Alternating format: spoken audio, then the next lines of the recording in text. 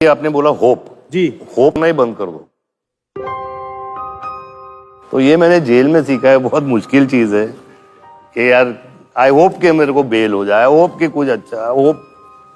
तो किसी ने मुझे जेल में बोला कि होप करना तू बंद कर देगा ना, तेरा जेल ऐसे निकल जाएगा ऐसा।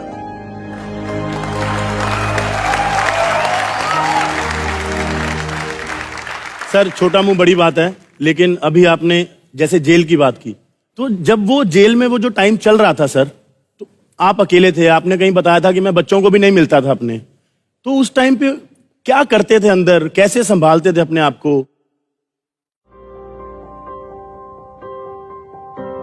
एक मेरा दोस्त था साथ में, तो वहां हम लोग पेपर बैग्स बनाते थे, न्यूज़पेपर बैग। मुझे एक बैग के 20 पैसे मिलते थे। और दिन में कितने बनाते थे आप? 50, 60, 100 ऐसे बनाते थे। वो जो आपको पैसे मिले थे वो पेपर बैग के, वो कितने पैसे थे टोटल? कुछ 400 रुपए, 400-500 रुपए 3.5-4 साल में। और वो सारे पैसे मैंने अपनी वाइफ को दे दिए, क्योंकि ये जो कमाई थी, ये ऐसी कमाई कहीं पे भी नहीं मिल सकती। वो 500 रुपए मेरे लिए 5,000 करोड़ है।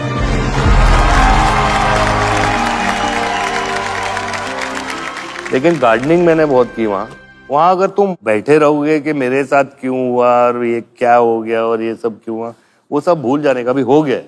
उसको पॉजिटिव बनाओ जी। जेल भी पॉजिटिव बनाइए आप। क्यों? क्योंकि उससे सीखिए। अभी जो चीजें आपके पास टाइम नहीं मिली, जैसे मेरे पास बाहर टाइम नहीं मिलता था, मैंने रामायण पढ़ ली, महाभारत पढ़ ली, गणेश पुराण पढ़ ली, शिव पुराण पढ़ ली, मैंने सब अपने शास्त्र में जितने भी किताबें सब पढ़ ली। क्या बात है। तो कोई पंडित भी मुझे ये नहीं बोल सकता कुछ भी। कितनी बड़ी बात है, कितनी बड़ी बात है कि आपने इतनी एडवर्स सिचुएशन को, इतनी मुश्किल सिचुएशन को इतना पॉजिटिव बनाया। लेकिन मैंने ये भी सुना है कि आप वहाँ आरजे भी थे, क्या ये सच है? हाँ, मेरा एक रेडियो स्टेशन भी था। तो अगर अभी ये रेडियो स्टेशन है, तो आप हमारा यहाँ एंटरटेनमेंट की रात पे आप कैसे आरजेइंग करोगे? नमस्कार, मैं हूँ संजय दत्त और आप सुन रहे हैं radio YCP।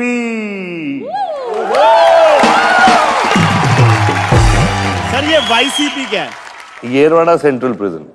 Sanjay ji, jail में जो आपकी दोस्ती बनी थी, क्या अगर वहां से कोई आपसे फिर से मिलना चाहे तो आप मिलोगे? 100% मिलूंगा। काफी ऐसे लोग हैं जिन्होंने मेरी बहुत मदद की, काफी ऐसे लोग हैं जो मेरे लिए, उन्होंने इतना किया जो मैं कभी जिंदगी में भूल नहीं सकता। बाबा, जैसे आपने अभी बताया कि आपको अंदर बहुत सारे लोगों ने सपोर्ट किया, लेकिन आपको बाहर भी बहुत लोगों ने सपोर्ट किया। जी जी बिल्कुल मानो। बाहर भी आपके बहुत फैन थे, और एक फोटो है हमारे पास, अगर आप बोलें तो मैं आपको दिखाना चाहते हैं। जी चलाइए।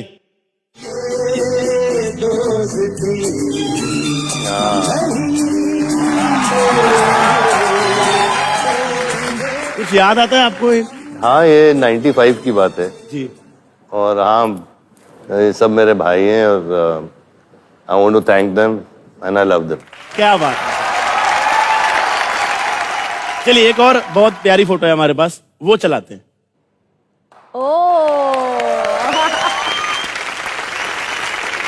ये टैटू में क्या लिखा है?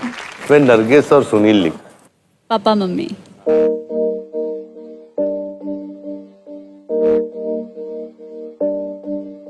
एक परी है जिन्होंने उनको पकड़ के रखा है, और वो मैं चाहता था कि मेरे दिल के करीब रहे दोनों, तो इसीलिए मैंने ये बनाया। So sweet. क्या बात है सर। संजय सर, आपकी बायोपिक बन रही है, probably the first Bollywood actor, living legend जिसकी ऐसी बायोपिक बन रही है, और वो बना रहे राजू हिरानी, जिनके साथ आपने जबरदस्त फिल्म की है मुन्ना भाई। तो आपको ऐसा लगता है he was the director to make your biopic? 100%। वो राजू जी के सिवा और कोई नहीं बना सकता था। लेकिन ये आइडिया कैसे आया कि बायोपिक बननी चाहिए? आपका था, उनका आइडिया था? मैं जेल में था, मेरी वाइफ ने उनको 2-3 किस्से सुना दिए, तो उनको बोले यार ये तो कमाल के किस्से, और सुनाओ। हमें भी सुनाओ सर। लेकिन ये पिक्चर ऐसी बात नहीं है कि संजय दत्त को ये दिखाना कि बहुत ग्रेट आदमी है। ये बिल्कुल जो संजय दत्त के साथ हुआ है वही है।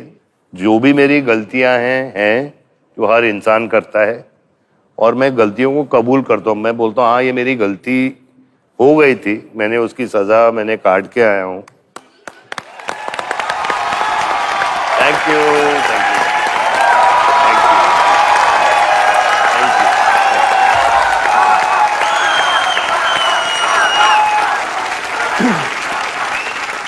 सर आपने बोला कि 3-4 ऐसे ऐसे किस्से भाभी ने सुनाए उनको जाके, एक आधा कोई इंटरेस्टिंग किस्सा हमको भी सुना दो सर। अबे पता नहीं फिल्म में है कि नहीं है, लेकिन मैं ड्रग्स पे हुआ करता था उन दिनों में। कभी कभी लेटे लेटे ड्रग्स में मैं देखता था, साला मच्छर आया, मच्छर बैठा, तो मैं मच्छर को देखता था, तो वो काटता था और पंख हिलाता था लेकिन उड़ता नहीं था, वो उल्टा होके मर जाता था। तो मतलब मेरे खून में कितने ड्रग्स होंगे कि वो मच्छर मतलब उड़ ही नहीं पाता था यार, इतने नशे में। हम मुझे कभी कभी हंसी भी आती है यार, मच्छर बेचारा सोचा कि मैं साला खून पी लूंगा, वो खुद मर गया। Please please please stay away from drugs. जो काम में या जिंदगी में या फैमिली में नशा है, वैसा नशा आपको कहीं पे नहीं मिल सकता। So my request to all the youngsters is, so please stay away. So well sir. जेल के अंदर अभी जब रमजान होते हैं जी। तो मुसलमानों को गरम गरम चाय दी जाती है सुबह 4 बजे सहरी के लिए, और नाश्ता मिलता है जी। तो वही मुसलमान भाई अपने हिंदू भाई को उठा के वही गरम बोलता है, भाई गरम चाय मिली है, पिएगा क्या?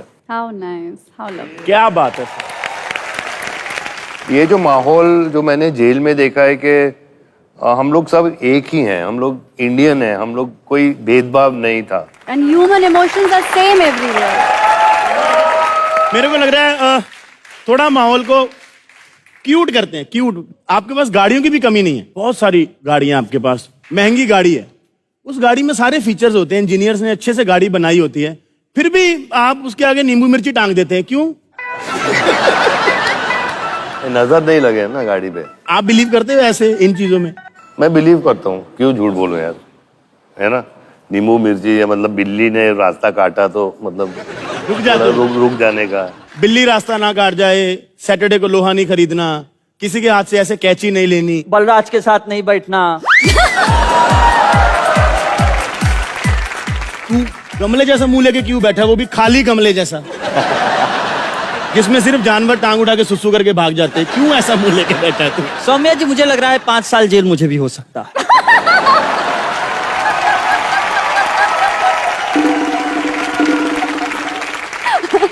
बॉडी देखो अपनी ध्यान से जरा। नहीं तो बंदूक बॉडी नहीं देखती ना।